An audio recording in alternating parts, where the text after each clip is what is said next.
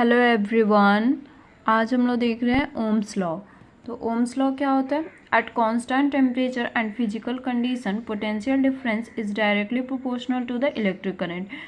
जब आप टेम्परेचर को कांस्टेंट रखते हो और फिजिकल कंडीशन कांस्टेंट रहता है तो जो पोटेंशियल डिफरेंस होगा वो डायरेक्टली प्रोपोर्शनल होगा इलेक्ट्रिक करंट का, तो उसे हम ओम्स लॉ बोलते हैं। तो ये आपने 10th में भी पढ़ा होगा। एट अ कांस्टेंट टेम्परेचर जो इलेक्ट्रिक पोटेंशियल होता है वो प्रोपोर्शनल हो जाता है, डायरेक्टली प्रोपोर्शनल हो जाता है इलेक्ट्रिक करंट के। तो V is directly proportional to I हो गया। तो अब कांस्टेंट लाने के लिए एक R लाएंगे हम, जो कि रेसिस्टेंस होता है। तो R प्रोपोर्शनल कांस्टेंट है और रेसिस्टेंस है, तो V is equals to IR हो गया। R किस लिए ला रहे हैं? यहाँ पे कांस्टेंट लाने के लिए। और यहाँ अगर R निकाल दो तो V बाई I हो जाएगा। ठीक है, नेक्स्ट देखते हैं। नेक्स्ट है रेसिस्टेंस। ठीक है, तो रेसिस्टेंस क्या होती है? It is the internal property of conductor which opposes the flow of current. ये रेसिस्टेंस होती है इंटरनल प्रॉपर्टी होती है किसी कंडक्टर की। जो इंटरनल जो अंदरूनी प्रॉपर्टी होगी वो किसी कंडक्टर की, उसे हम रेसिस्टेंस बोलेंगे। और जो कि अपोज करता है करंट के फ्लो को। रेसिस्टेंस से क्या लगता है? मतलब कि रेसिस्टेंस क्या बाधक होता है, ठीक है ना। तो वो जो करंट का फ्लो है उसमें बाधा पैदा करता है, ठीक है ना। It is the ratio of potential difference and electric current flowing through the conductor. ये रेशियो होता है पोटेंशियल डिफरेंस का और इलेक्ट्रिक करंट का, ठीक है ना। तो पोटेंशियल डिफरेंस वोल्ट हो गया एंड इलेक्ट्रिक करंट एम्पियर हो गया। तो इसका यूनिट क्या हुआ? वोल्ट पर एम्पियर या ओम भी आप बोल सकते हो, ठीक है। और डायमेंशन ये इतना है, बाई में एल है, तो M L square T minus 3 A minus 2 होगा रेसिस्टेंस का, ठीक है। अब 1 ओम रेसिस्टेंस को अगर हमें डिफाइन करना हो तो कैसे करेंगे? When 1 volt potential difference is applied and 1 ampere current flows through the conductor, we can say that the conductor having 1 ohm resistance। जब 1 वोल्ट का पोटेंशियल डिफरेंस हम अप्लाइड करें और 1 एम्पियर का करंट फ्लो हो रहा हो उस कंडक्टर में, 1 एम्पियर का करंट फ्लो हो रहा हो और 1 वोल्ट का पोटेंशियल हम अप्लाइड करें, तो हम लोग बोल सकते हैं जो कंडक्टर है उसके पास 1 ओम रेजिस्टेंस है, ठीक है।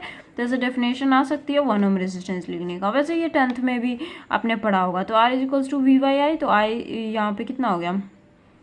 अगर यहाँ पे V को 1 ले लेते हैं, 1 लिए हैं, मतलब 1 वोल्ट लिए हैं V को, और I को तो 1 एम्पियर ही है, तो 1 ही एम्पियर को यहाँ पे I ही लिख रहे हैं, तो I इंटू ओम हो गया, ठीक है ना। मतलब रेसिस्टेंस का ये सिंबल होता है, ये क्या होता है, इसको यूनिट बोलते हैं ना, इसको यूनिट होता है ओम, ठीक है ना।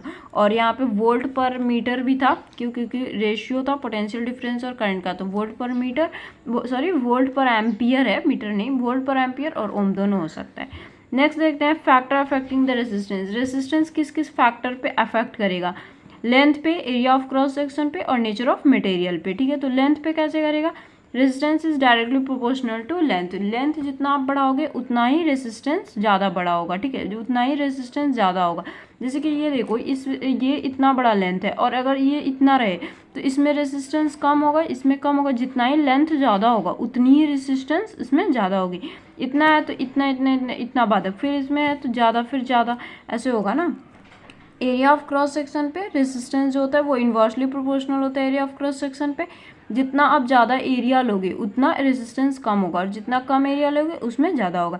जैसे कि देखते हो आप, कोई एक पतला रोड है तो उस पर क्या होगा? भीड़ ज़्यादा होगी, रेजिस्टेंस ज़्यादा होगी, ठीक है। एंड अगर ये क्या चौड़ा है, एरिया ज़्यादा है, तो उस पर आराम से लोग जा सकते हैं, तो वहाँ पर रेजिस्टेंस कम होगी। अब नेचर ऑफ मटेरियल पे, resistance of conductor depends on the nature of material पे भी वो डिपेंड करेगा। तो R is directly proportional to L हो गया लेंथ। यहाँ से क्रॉस सेक्शन पे वो इन्वर्सली है, तो R is inversely proportional to area से हो गया, area of cross section. And यहाँ पे ये नेचर ऑफ मटेरियल कांस्टेंट का काम करेगा, ठीक है ना। तो R इज इन दोनों को कंबाइन करोगे तो L बाई ए हो गया, ये भी है ये भी है, तो ठीक है। तो L by A directly proportional length और इन्वर्सली प्रोपोर्शनल टू एरिया। अब यहाँ पे इक्वल लाना है तो हमें एक ये सिम लाना होता है कांस्टेंट, तो हम वो रो ला रहे हैं, इसको रो बोलते हैं, नेचर ऑफ मटेरियल को रो बोलते हैं, ठीक है। तो इसको आप रेसिस्टिविटी बोल सकते हो और नेचर ऑफ मटेरियल जो कि ये रेसिस्टिविटी था और नेचर ऑफ मटेरियल जो कि ये फॉर्मूला भी डिराइव हो गया नेचर ऑफ रेसिस्टेंस का। रेसिस्टेंस क्या होता है? Rho into L by A. Next video में हम आगे के टॉपिक्स देखेंगे। और अगर रो भी निकालना चाहो तो आर ए बाई एल हो गया, resistance into area by length, ठीक है। यहाँ पे rho is equals to R A by L हो जाएगा ना, यहाँ से R A by L, L नीचे चला गया तो वही है आर ए बाई एल, तो इसको भी नोट डाउन कर लेना।